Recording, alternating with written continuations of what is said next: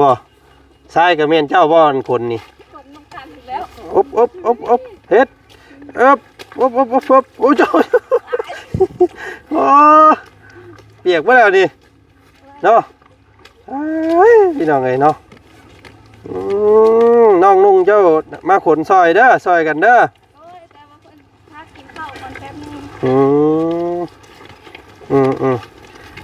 พอสิมาถอกให้ฮอดให้เล่ากับโบเนาะยังให้เล่าเมื่อยอยู่พี่น้องเลยกะนี่แหละพี่น้องเลยเนาะกะมีหลายครอบครัวอยู่ทั้งน้องล่างพุ่นก็คือกันได้น้องล่างสาวน้อยเลี้ยงงัวกับลำบากตัวนี่พี่น้องเลยเนาะบ่ได้มาหลายมื้อหลายวันเนาะน้องเพิ่นมีข่าวดีรางวัลใหญ่สีลำทุ่มพี่น้องเลยเนาะน้องเพิ่นมักสีดำบ่อันนี้เนาะสงสัยผู้ว่าผู้แพ้วนี่ก็มักผิวดำไปจักแม่นบ่ดำดีสิวโตน่ะพี่น้องเนาะเอาเด้อบาดนี่พี่น้องผู้ใดข่าวนี่อกหักเลิศเนาะ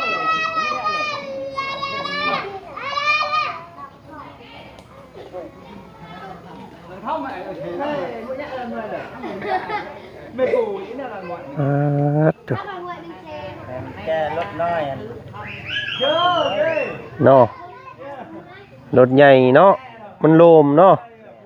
โอ้ตู้ฝนฟ้ากับพลึกดีพี่น้องไอ้ฟ้าฝนกับโพดโพสบายดีเด้อเนาะทั้งโดยหากมาตัวพี่น้องไงเนาะยังใครโทรมาฮอดนี่เนาะยังมาฝนใกล้แน่บาดนี่พี่น้องเลยอารมณ์พูดรถจักรแกถอยอีกถอยกับโบวิดดินยังทราย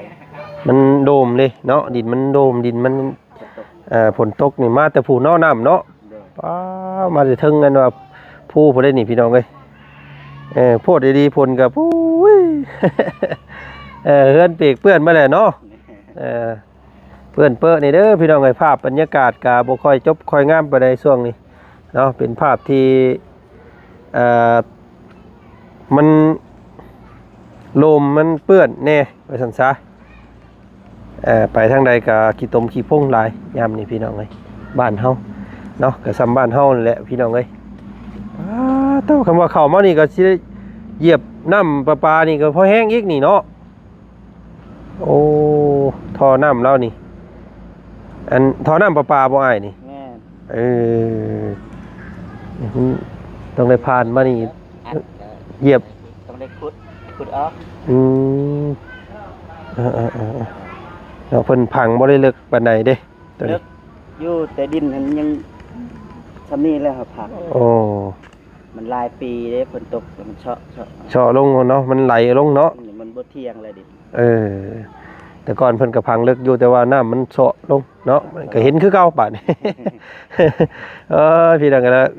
ระมัดระวังได้ซะเนาะรถทีมงานเข้ามาก็บ่ให้ผ่านเด้อซะเนาะให้จอดอยู่พุ่นเอ้ามันคือสิบ่ให้เข้ามาดอกบาดนี่มันเหยียบแตกได้นี่พี่น้องตกนี่ทมดินขึ้นนี่ได้อยู่เนาะโอ้หน้าเอาพี่น้องเลยเนาะมื้อนี้มา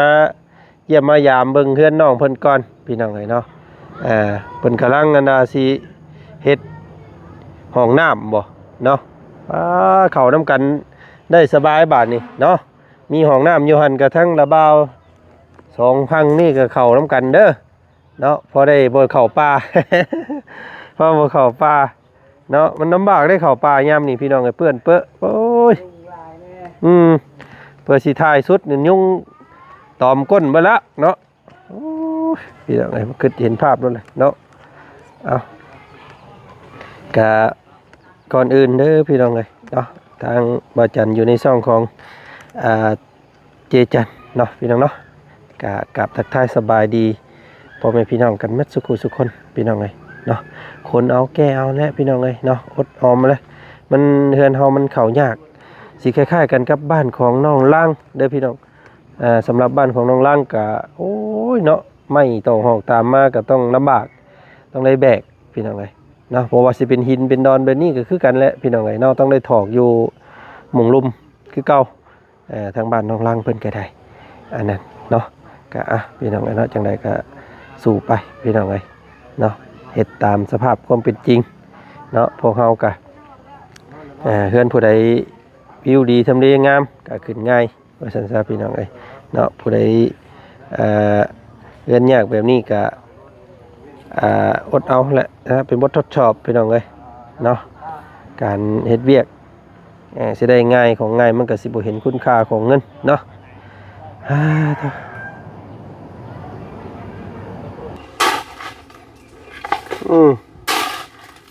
เอาพี่น้องเอ้ยเนาะตัดภาพมาทางนี้กับทางน้องป๊อปปี้เพิ่นลำบากแน่แหละเนาะเพราะว่าเฮือนเพิ่นอยู่ไกลอยู่ส่งอยู่ลืบเพิ่นเข้าไปส่งบ่ฮอดสบายดีพี่น้องเอ้ยเนาะพาตัวผู้ไหวอยู่บ่เนาะพี่น้องเอ้ยเนาะไว้เขาแบบใช่มาเด้ บ่ทรายกับแม่นเจ้าบ่อนคนนี่ ตกน้ำกันอีกแล้ว อบเฮ็ดอบโอ้เจ้าโอ้เปียกบ่แล้วนี่เนาะพี่น้องเอ้ยเนาะน้องนุ่งเจ้ามาขนซอยเด้อซอยกันเด้อโอ้ยแต่ว่าเพิ่นพักกินข้าวก่อนแป๊บนึงพี่น้องเอ้ยเนาะตอนนี้ก็น้องป๊อปเพิ่นก็มีข่าวดีเรื่องห้องน้ำแต่ว่าเนาะการลำเลียงเสบียงอาหารหรือว่าเสบียงเฮ็ดเวียกงานนี่มันยากขนาดเนาะเอาป้าไปนี่ว่าซั่นตัวนี้เป็นแฮทรายเบิ่นแล้วทรายนี่โตพี่น้องเอ้ยเนาะใช้พอก่อนเนาะส่งสิเป็นไตเมื่อยไตมึนแท้อันนี้พี่น้องเอ้ยกินข้าวกินน้ำนะบ่นี่ยังกำลังเฮ็ดกินอยู่มียังกินก็ทางเฮาหันไปซื้อไก่มาจากตลาดเพราะว่าทางนาบ้าวแล้วก็นาบ้าวฟังมีซอยนำกันด้วยก็จะเมื่อยแล้วเขาก็ไปซื้อของกินเนาะเพราะว่าเพิ่นเฮ็ดซอยเนาะอุ้ยก็น้ำบ่อุ้ยน้ำประปาไปจักอันนี้แม่นบ่จะว่าน้ำประปาอยู่พุ่นบ่มีอยู่นี่พี่น้องเนาะยังว่าเหยียบท่อน้ำประปาแตกโอ้น้ำออกบ่ลายแท้อันนี้เนาะโอ้พี่น้องเอ้ยเนาะเดี๋ยวเฮาไปตักก่อนตักหยังตักสายอีก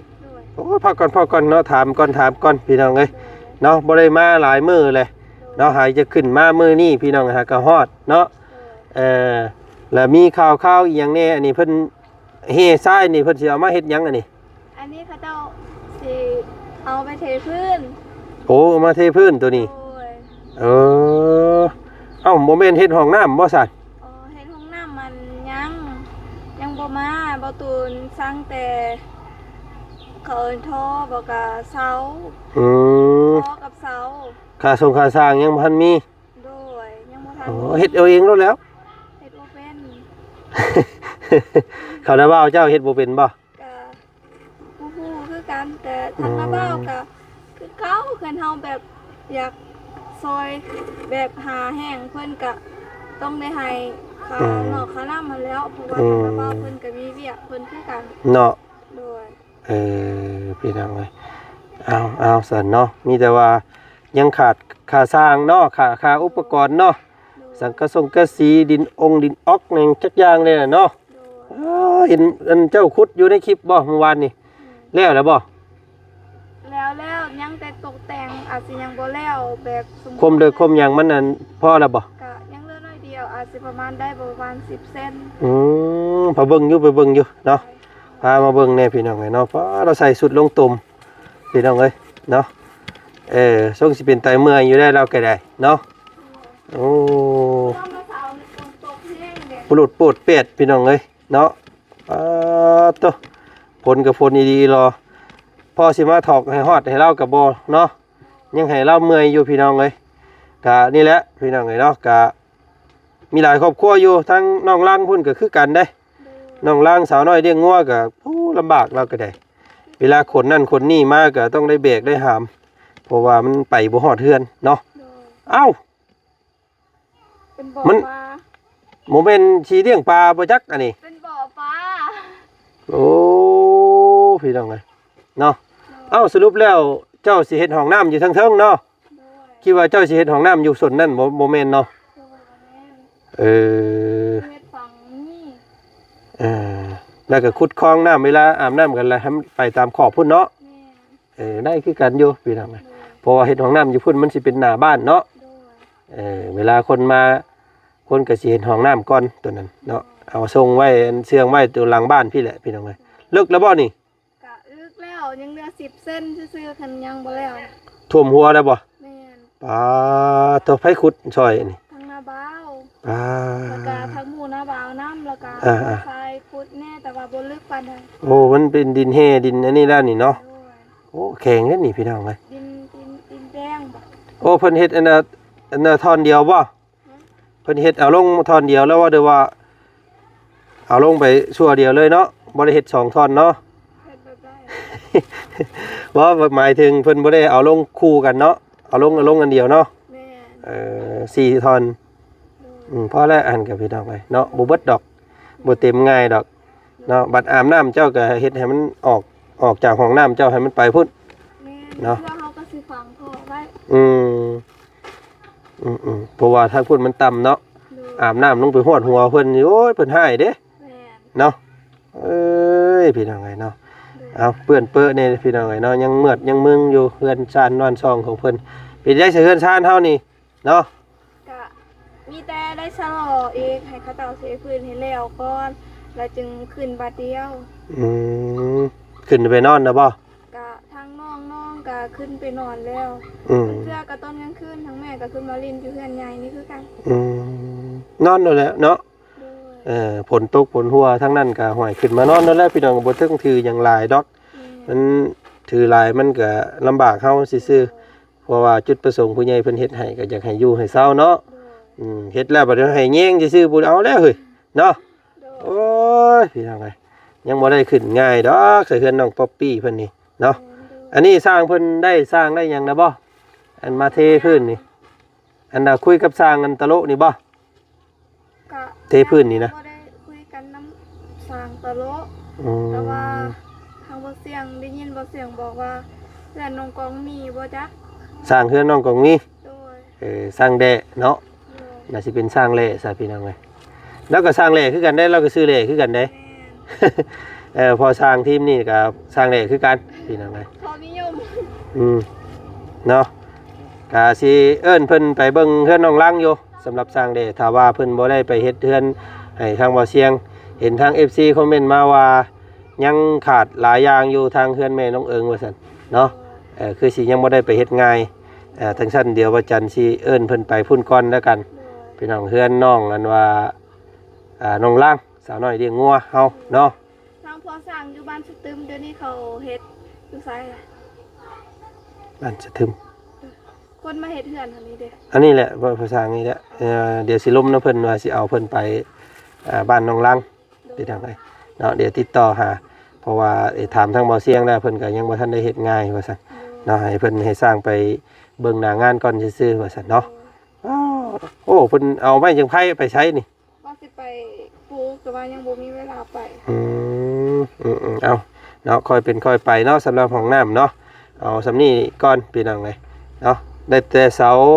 ได้อันทอพี่น้องเลยเนาะก็สิได้เอาลงไปไว้ก่อนแล้วก็เบิ่งก่อนโอ้4 ล้านพุ่นเด้เนาะอันค่าสร้างนี่บางบ่อน4 ล้าน5เด้บ่อาจารย์เคยเฮ็ดมาเนาะห้องน้ำระดับอันน่ะ2 เมตรคูณ2 เมตร 50เนาะอาบได้ทายได้อยู่หั่นพี่น้องเลยพักกินข้าวกินน้ำก่อนเนาะเอ้ามื้อนี้บ่มีหยังต้อนมีแต่เส้นเอาไว้ต้มกินสู่ลูกหลานพอมาซอยเวียกเนาะพี่น้องหัวบ่เฮือนเจ้าบ่เนาะโอ้เก่งเนาะบ่สร้างนี่ยากได้พี่น้องไอ้เฮือนบ่หัวนี่โอ้เฮ็ดเฮือนหลายหลังนี่สร้างแต่ละสร้างนี่มีแหละบางหูหนึ่ง2 หูอันนี้ถือว่าละเอียดถือว่าโอเคเลยพี่น้องไอ้สร้างเนาะบ่หัวบ่หยังว่าซั่นซะเนาะการลำบากแน่เมื่อยแน่เด้อเนาะได้คนเองน้ำแน่และพี่น้องถือว่าใกล้อยู่เนาะ ลำบากมื้อนี้สบายมื้อหน้าน้อยเขาเจ้าก็คนมืดแล้วก็เทพื้นแล้วก็แล้ว สบายป่ะนี่ แม่น เนาะได้เฮือนงามอีกเนาะถือว่าถือว่าเป็น บททดสอบเจ้าด้วยกันเนาะซ้ำเฮ็ดเวียกซ้ำบ่ซั่นซะเฮ็ดเวียกหาเงินมาเฮ็ดเฮือนเนาะ ถ้าเฮ็ดเวียกนี่ก็เป็นปีนี่ก็ยังบ่ได้ซ้ำบ่จักเนาะบ่ได้ ก็ คันได้ก็ได้แล้วเฮาก็เฮ็ดเวียกมาหลายปีแล้วเด้เนาะแม่นขนาดเขาสิกินก็บ่คุ้มเฮาก็ต้องได้พึ่งแบบของที่เฮาปลูกอยู่เฮือนนี่ก็คุ้มแน่คันเฮาทาแต่แบบคือกับมันบ่ก็บ่คุ้มคือกันแต่เฮาก็แบบเฮ็ดมันไว้ทาเพราะว่าแล้วก็เสียหญ้าเบิดแล้วก็ไปเฮ็ดเวียกแล้วก็พอได้กินซื้อข้าวซื้อน้ำกินตอนเขายังบ่ทันได้ขายมันนั่นเด้เนาะขายมันก็ได้กินค่าแบบขายมันเอาค่าแบบเวลาเฮาขายฤดูขายมันเฮาก็เอาค่าขายมันน่ะไปซื้อข้าวฤดูนี้บ่มีหยังขายก็ไปเฮ็ดงานเนาะอ๋อพี่น้องเอ้ยคือบ่เอิ้นหมู่มาซอยคือเห็นหลายคนอยู่อ๋อทั้งหมดก็ค่าเวียกคือกันบ่โดยหอดมื้อซันวันดีก็คอยมาร่วมยินดีก็ได้อ๋อเอิ้นมาซอยขนมันคนอันเอียงอันนี้คนทรายคนซิ่วแล้วอ่ะเพราะว่าทั้งน้องๆค่อยกระลายเติบแล้วเพราะว่าอันนี้หันเขาคุณมาแต่เช้ากับเบิดเลยเด้จังน้อยกับตอนแรกกับสิบ่หลายยังเหลือน้อยเดียวบางเทื่อกับเบิดเลยมีหลายคนพี่น้องไงเนาะเพิ่นก็คอมเมนต์มาอยู่พี่น้องไงเนาะเห็นทางน้องป๊อปเพิ่นมื้อวานเนาะไป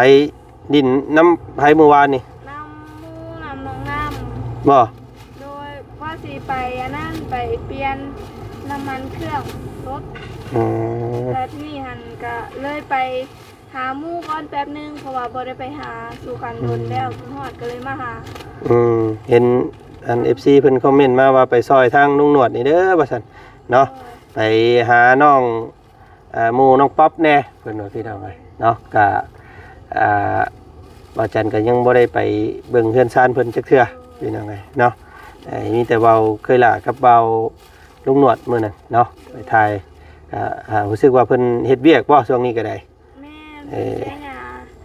เขาหันทางหนูทางไปกินเบิดแล้วโอ้หนูหลายเนาะคือบ่ใส่เหี่ยวมาเอามากินแน่หนูคือกันเนาะใส่บ่เป็นเอาซะพี่น้องเอ้ยเนาะก็ค่อยซอยๆกันไปเนาะน้องเนาะที่เพิ่นที่โตพี่น้องเอ้ยให้ดีได้ซั่นพี่น้องเนาะทั้งนั้นก็เวียกทั้งนี้ก็งานเนาะเอาหักเพลงกันไว้พี่น้องเอ้ยเอาอย่างซั่นมื้อนี้อ้ายก็มา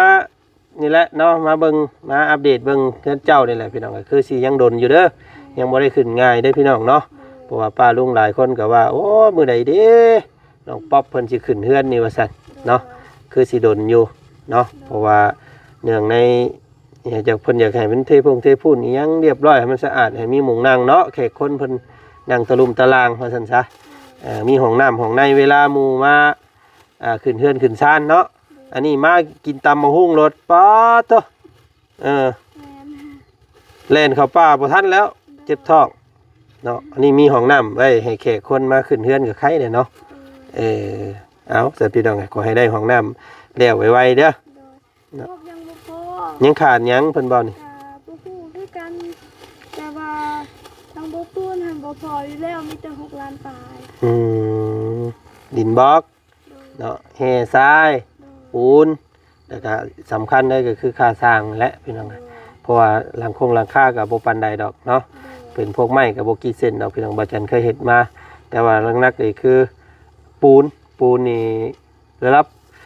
10 ศอกเนาะปูนนี่พี่น้อง10 ศอกแล้วก็ค่าสร้างนี่แหละ2อย่างนี้สำคัญกว่าหมู่เนาะอย่างอื่นก็เป็นพวกไม้ก็บ่กี่เส้นพี่น้องดินบล็อกก็ประมาณ200ประมาณ250ประมาณ200นี่ก็ได้แล้วดินบล็อกนะพี่น้องอาจารย์เคยเฮ็ดเรื่อยอยู่พี่น้องเนาะค่าสร้างนี่แหละสำคัญพี่น้องจังได๋ก็แล้วไว้เด้อเอาสู้ๆให้กินข้าวเนาะสบายดีเด้อไปพี่น้องเนาะทางอาจารย์ขอตัวไปทางอื่นต่อก่อนพี่น้องเนาะพาเคยล่ะครับว่าตูนเพิ่นรถเพิ่นไปยากมายากเปียกก็เลยเอาให้เพิ่นไปนำพี่น้องในมื้อนี้เนาะไปนำกันก็ได้ว่าซั่นเนาะไปพี่น้องขอเจอกันใหม่เนาะในคลิปหน้าแล้วกันพี่น้องเนาะคลิปนี้ ยินดีน้ำน้องป๊อปเพิ่นพี่น้องเนาะทรายแห่มาแล้วแต่ว่ามาบ่ฮอดเนาะลำบากน้องเพิ่นแน่นิดนึงเพราะว่ารถมันเข้ายากเนาะมันดินมันโลมพี่น้องท่านก็เข้ามาฮอดอยู่หรอกรถเมื่อวานเพราะว่าดินช่วงนี้มันซุ่มมันอันว่ามันเปื่อยเนาะนี่เห็นบ่พี่น้องน้ำออกบ่อได้พี่น้องบ่แม่นน้ำมาแต่ไสได้นี่เนาะโอ้สร้างเป็นแท้นี่พี่น้องมีน้ำออกบ่อในเฮือนเนาะโอ้เฮือนพญานาคบ่เนาะพี่น้องเฮือนน้องป๊อบเฮือนงามเนาะโอเคพี่น้องเจอกันใหม่สบายดีเนาะสุขุสุขคน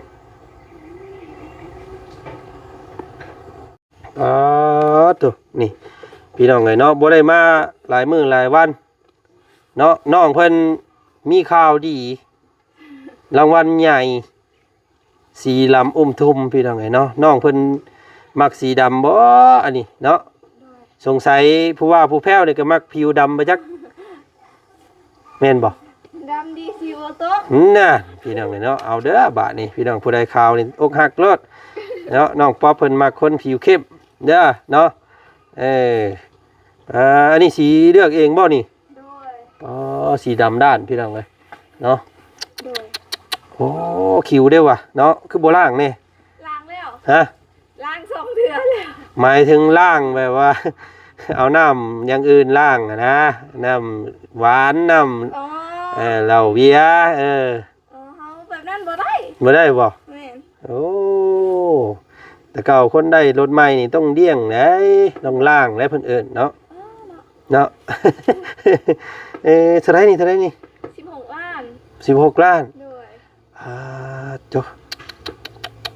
โอ้ความพันเป็นจริงนะพี่น้องเอ้ยน้องเพิ่นบาทนี่เนาะโอ้ไม่เนาะได้ทั้งรถพี่น้องเอ้ยได้เฮือนตัวเนาะดีใจน้ำน้องเด้อเนาะดีใจหลายๆพี่น้องเอ้ยแต่โอ้โธ่ลืมเนาะลืมเบิ่งพี่น้องเอ้ยบ่จันก็ได้เห็นรถเนาะเป็นรถเวียดเนาะเบิ่งป้ายก่อนโอ้98เนาะ9039